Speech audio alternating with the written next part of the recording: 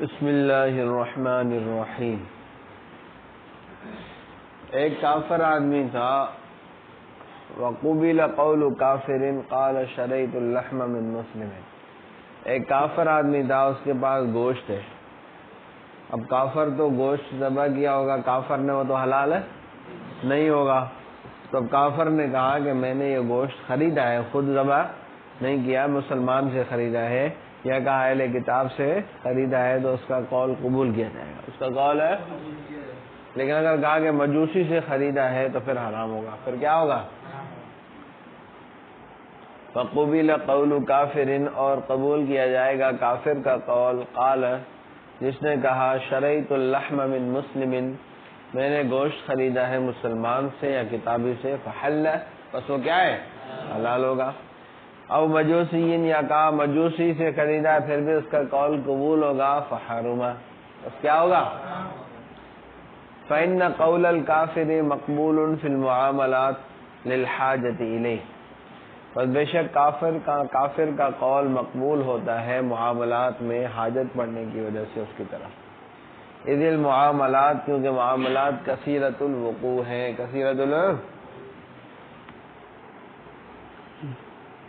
آگے سب کا بتا رہے ہیں کہ جس طرح کافر کا قبول ہے، اسی طرح کسی عورت کا، بچے کا، فاسق کا، غلام کا، سب کا قول قبول ہوگا معاملات میں۔ آئی بات سمجھ میں؟ جیسے شراء، جیسے پہلے ذکر کیا گیا کہ میں نے مسلمان سے خریدا ہے، ٹھیک ہے، یا جو ہے وقت توکیل، کہ آ کے بچہ کوئی چیز خریدنے آیا کہ ابو نے بھیجا ہے یہ چیز جو ہے وہ مجھے دے دو، پیسے دے، تو توکیل ہو گئی نا باپ کی طرف سے، یہ بھی جائز ہے، سمجھا؟ یا بچہ یا غلام یا عورت کسی کو پاس لے آئے کہ یہ کیا ہے، فلاں نے آپ کے پاس ہدیہ بھیجا ہے، بچے لے آتے ہیں نا سوئیاں دروازے پہ، ہاں، تو اب ایک بچے کا ہدیہ ہے نا بچے کی طرف سے کہ امی نے بھیجا ہے، ابو نے بھیجا ہے، سمجھا؟ تو یہ جائز۔ وقول فرد کافر، اور قول ایک کافر آدمی کا یا ایک عورت کا یا ایک فاسق آدمی کا یا ایک غلام کا معاملات میں معتبر ہے، قبول کیا جائے گا۔ کشرائن ذکرہ، جیسے مذکورہ شرح گوشت والی، کون سی؟ والتوکیل، اور توکیل، کما اذا اخبرانی، جیسے کہ انہوں نے خبر دی مجھے، کہا کما اذا اخبر انی وکیل فلان، جیسے کہ اس نے خبر دی کہ بے شک میں وکیل ہوں فلاں آدمی کا، فلاں نے یہ خریدنے کے لیے بھیجا ہے، فی بیع ھذا، اس چیز کے بیچنے میں، یجوز الشراء، اس سے وہ چیز خریدنا جائز ہے، سمجھ میں آئی بات؟ وقول العبد، غلام کا قول اور بچے کا قول ہدیے میں اور اذن میں جائز ہے، ٹھیک ہے۔ کما اذا جاء بہدیۃ، جیسے بچہ جو ہے وہ ہدیہ لایا اور کہا کہ اہدا فلان الیک، کہ فلاں نے یہ چیز آپ کو ہدیہ کی ہے، ہذہ الہدیہ، یحل قبولہ منہ، تو حلال ہے اس کو قبول کرنا۔ او قال، یا کہا کہ انا معذون فی التجارہ، یعنی مجھے خرید و فروخت کی اجازت دی گئی ہے، بچہ ہے گیا اور کوئی چیز انڈے ونڈے لینے گیا کہ ابو نے بھیجا ہے، تو یہ جائز، سمجھ آئی بات؟ او قال، یا کہا کہ میں معذون فی التجارت ہوں، تو اس کا قول کیا ہوگا؟ قبول ہوگا۔ وشرط العدل فی الدیانات، اور شرط قرار دی گئی ہے عدل کو دیانات میں، عدل مانا مسلمان ہو اور عادل آدمی ہو، کافر کا قول معتبر ہے نہیں ہوگا، اس میں فاسق کا قول معتبر ہے نہیں ہوگا۔ ایک آدمی گواہی دے دینی معاملے میں دیانت کے باوجود، مثلا ایک آدمی نے کہا کہ یہ جو پانی ہے یہ ناپاک، یہ کیا ہے؟ آپ اس سے وضو نہ کریں، ٹھیک ہے، تو اس کا قول قبول کرنا لازمی ہے، ٹھیک ہے، اور اس کو تیمم کرنا چاہیے، سمجھا؟ لیکن اگر آدمی عادل نہیں، فاسق ہے یا مستور الحال ہے، اس نے کہا کہ پانی ناپاک ہے، آپ اس سے وضو، تو بندہ عمل کرے گا اپنے غالبہ گمان پر، غالبہ، اگر غالب گمان ہو تو یہ صحیح کہہ رہا ہے تو پھر تو وضو نہ کرے، تیمم کرے، اور اگر غالب گمان ہو کہ یہ غلط کہہ رہا ہے تو وضو کر لے. تو وضو مصنف رحمۃ اللہ علیہ فرماتے ہیں کہ احتیاط اس میں ہے کہ اگر اس کا ناپاک ہونے کا غالب گمان ہے تو پہلے پانی کو گرا دے تاکہ پانی عدم موجود ہو جائے، پھر تیمم کرے. سمجھا؟ اور اگر گمان غالب گمان اس کے پاک ہونے کا ہو تو اس صورت میں کیا کرے؟ پہلے وضو بھی کرے اور اوپر تیمم بھی کرے، اوپر تیمم بھی کر لے. سمجھ آئی بات؟ نہیں سمجھا؟ فشرط العدل فی الدیانات، اور شرط قرار دیا گیا ہے عدل جو ہے وہ دیانات میں. کل خبر، جیسے خبر دینا عن نجاست الماء، پانی کی نجاست کے بارے میں. فیتیمم، بس وہ تیمم کرے گا. اذا اخبر بها مسلم عدل، جب خبر دی اس کے بارے میں کسی مسلمان عادل آدمی نے، اگرچہ وہ غلام ہو، اگرچہ وہ غلام. او یتحرى، یا کیا کرے گا؟ غور و فکر کرے گا، تحری کرے گا. فی الفاسق، فاسق آدمی کے بارے میں. والمستور، اور مستور الحال آدمی کے بارے میں. ثم یعمل بغالب رأیہ، پھر عمل کرے گا اپنی غالب رائے پر، اپنی غالب. کہتے ہیں ولو اراک فتیمم فی غلبۃ صدقہ. سمجھا؟ یعنی اس کے صدق کا غلبہ ہو، یعنی وہ صحیح کہہ رہا ہے کہ پانی ناپاک ہے، غالب گمان یہ ہو رہا ہے، تو پہلے پانی گرا کے پھر تیمم کرے. یہ احوط ہے. یہ کیا ہے؟ کہتے ہیں اگر ولو اراک، اگر پانی گرایا پھر تیمم کیا، فی غلبۃ صدقہ، اس کے سچ کے غلبے میں، یعنی اس کی نجاست کے بارے میں جو خبر دے رہا ہے اس کے سچ کا غلبہ ہے. او توضع فتیمم فی کذبہ، یا اس کے جھوٹ کا غالب گمان ہے کہ پانی پاک ہوگا، پانی تو پانی سے وضو کرے لیکن ساتھ ساتھ تیمم بھی کر لے، زیادہ محتاط ہے. یا وضو کرے پھر تیمم کرے فی کذبہ، اس کے جھوٹا ہونے کی صورت میں، یعنی نجاست کی خبر دینے میں جھوٹا ہونے کی صورت میں، یعنی پاک ہونے کا گمان. فاحوط، بس کیا ہے؟ یہ زیادہ احتیاط والی چیز ہے. آگے کیا ہے کہ ایک بندہ ہے، اس کو ولیمے پہ بلایا گیا، شادی پہ بلایا گیا، اور وہاں پر گانے شانے تھے اور کوئی بری چیز چل رہی تھی. تو جو عوامی آدمی ہے، جو عوامی آدمی ہے وہ وہاں پر جائے، اگر جائے ٹھیک ہے، اور گانے چلنے لگے تو وہاں پر اس کے یہ گنجائش ہے کہ وہ برداشت کر کے اور بیٹھا رہے اور برداشت کرے اور اس کو اچھا نہیں سمجھے. ٹھیک ہے، ایسے نہیں وہ گانوں کے ساتھ ٹانگیں بھی ہلاتا رہے اور کچے گپے مارتا رہے اور کھاتا رہے، ایسے نہیں، اس کو برا سمجھتے ہوئے وہاں بیٹھے تو صحیح. لیکن اگر ایسا ہے جو مقتدا ہے، عالم ہے، مفتی ہے، آئی بات سمجھ میں، وہ ہے تو وہ اٹھ کے چلا ہے، اٹھ کے چلا ہے تاکہ لوگ اس کی اقتدا نہ کریں. سمجھا؟ لیکن اگر پہلے سے معلوم ہو کہ یہاں پہ گانا بجانا ہوگا پھر تو جانا ہی جائز نہیں، خواہ مقتدا ہو یا عوامی آدمی ہو. آج کا ہماری شادیوں میں چل رہا ہے.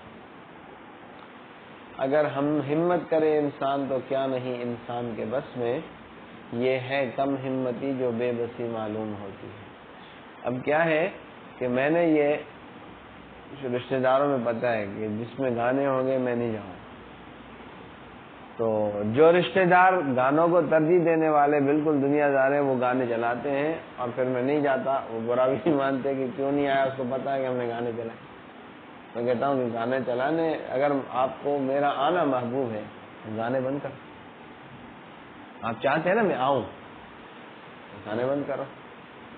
اس طرح میں نے اپنے سسرال میں یہ کہا کہ میں نے اپنی بیوی کو کہا تیری بہن کی شادی میں نہیں لے کے جاؤں گا اور گانے چلائے. انہوں نے بند کر دی. تو بیچارے وہ جو بہن کے سسرال، ان کی میری سالی کے سسرال والے تھے، وہ دعوت دینے آئے تو میں نے ان کو بھی کہا کہ گانے چلاؤ گے میں نہیں آؤں. تو انہوں نے بیچاروں نے گانے بند کر دیے. ایک نکاح پڑھانا تھا، نکاح جماعتی ہوتے ہیں وہ تو گانے چلاتے ہیں. میں نے کہا ایک شرط پہ آؤں گا کہ جب تک میں ہوں آپ گانے نہیں چلاؤ. میں نکاح پڑھاؤں گا، مجھے 15-20 منٹ لگیں گے، اس کے بعد میں چلا جاؤں گا، آپ کی پھر مرضی. نکاح پڑھایا پرسوں میں وہاں گیا، جیسے ہی پہنچا گانے چل رہے تھے. میں نے اس کو بولا فوراً اسے بند کرا دیے. نکاح ہوا, پھر میں بیٹھ گیا. میں نے کہا گانے اسٹارٹ ہوتے ہیں تو میں گولی, اگر اسٹارٹ نہیں ہوتے تو پھر کھانا کھائیں گے. کھانے چالو ہو گئے, میں ادھر سے نکل کے پھر ہوٹل پہ اچھا کھانا کھایا, بریانی شریانی یہ وہ. شادی چھوڑ گیا تو اللہ نے کہیں اور سے کھلا دیا ہے, اپنے پیسوں سے نہیں کھا سکتے. صحیح ہے, آئی بات سمجھ میں. ایسا نہ ہو کہ دل کو رنگ یار قورمہ چھوڑ کے آیا, بریانی چھوڑ کے آیا.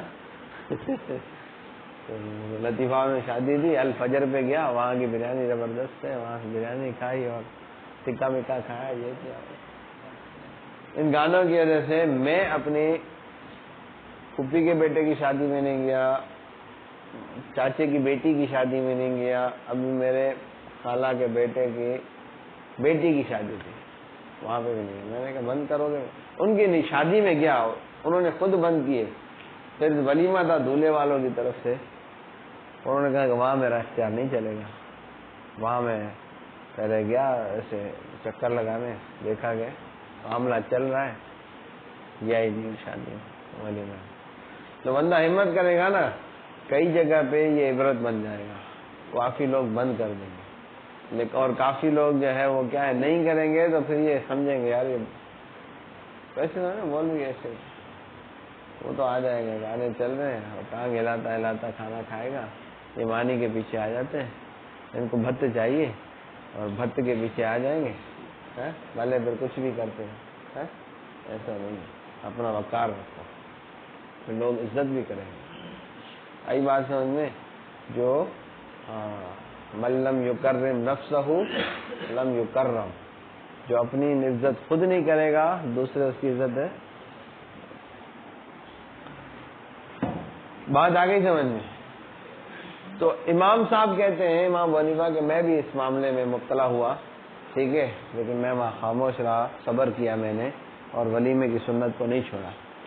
تو کہتے ہیں کہ یہ امام صاحب کے مقتدا بننے سے پہلے کا واقعہ ہے, لیکن مقتدا بننے کے بعد کا واقعہ نہیں.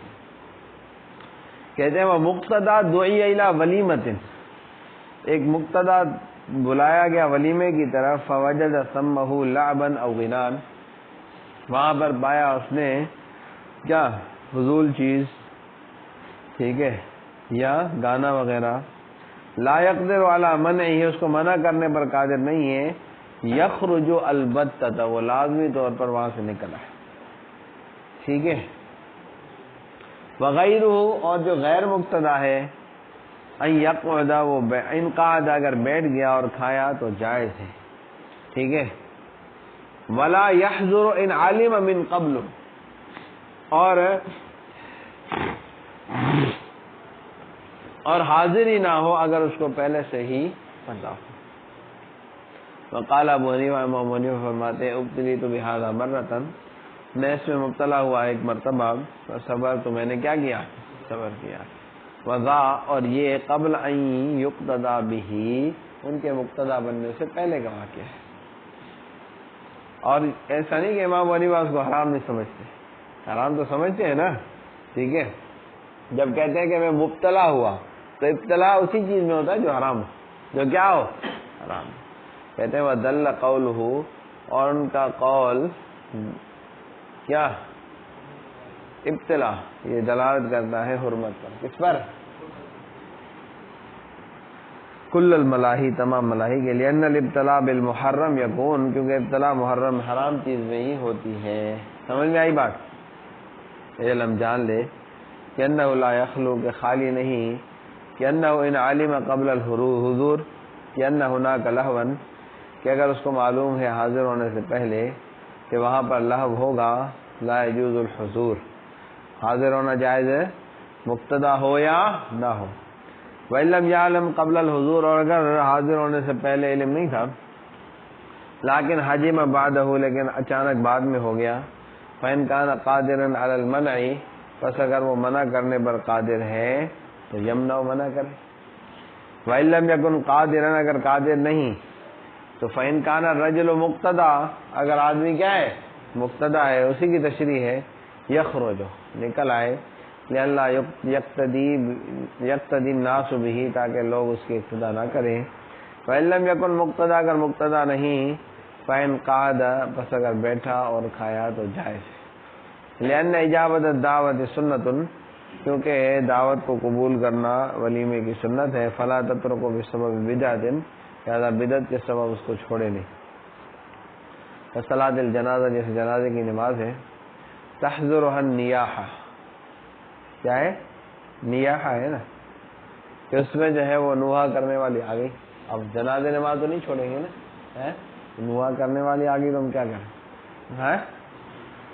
قال ابو حنیفہ امام حنیفہ فرماتے ہیں کہ ابتلی تو بہا میں اس میں مبتلا ہوا ایک مرتبہ اس میں نے صبر کیا. ٹھیک ہے. قالوا فرماتے ہیں فقہا کہ ان کا قول ابتلی تو یہ دلالت کرتا ہے حرمت پر, اور ممکن ہے کہ کہا جائے کہ صبر علی الحرام لاقامت السنہ, حرام پر صبر کرنا یہ سنت کے قائم کرنے کی وجہ سے ہے. ہاں ممکن ہے کہ یہ اعتراض کیا جائے کہ حرام پر صبر کرنا سنت کو قائم کرنے کے لیے جائز نہیں ہے. سنت کو ادا کرنے کے لیے حرام کام کو پر صبر کرنا اور اس کو برداشت کرنا یہ جائز نہیں ہے. کہتے ہیں صبر سے مراد وہ صبر نہیں ہے, صبر سے مراد جس کو امام حنیفہ نے فرمایا کہ وہ بیٹھے تو تھے لیکن اعراض کر کے بیٹھے تھے اس سے. ٹھیک ہے, لحاظ سے اس کو برا سمجھتے ہوئے, غیر مشتغل اس میں مشغول ہوئے بغیر, اور نہ ہی اس سے لذت لینے والے. سمجھا, اس سے لذت لیے ہوئے کہ لیے بغیر جو ہے وہ وہاں پر بیٹھے تھے. بات آ گئی سمجھ میں؟ ہاں چلو بھائی. صلی اللہ تعالی علی حبیبی سیدنا محمد وعلی آلہ واصحابہ اجمعین برحمتک یا